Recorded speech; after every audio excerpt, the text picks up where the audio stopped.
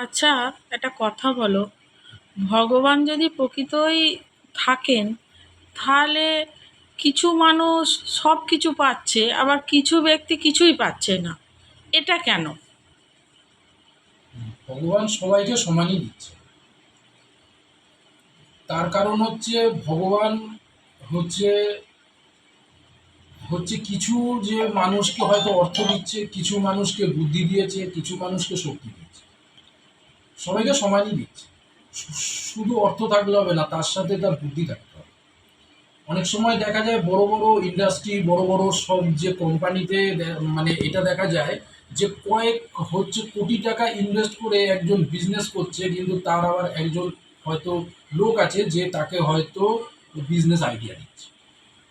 হুম, তো সবই দরকার আছে। তো দৃষ্টিভঙ্গিটা। কোনো মানুষকে হয়তো অর্থ দেয়নি, তাকে প্রচুর বুদ্ধি দিয়েছে। আবার কোনো মানুষকে হয়তো হয়তো হয়তো বুদ্ধি অর্থ দেয়নি, তাকে হয়তো শক্তি অনেক দিয়েছে। হ্যাঁ। তো সবাইকে সমানই দিয়েছে। হুম।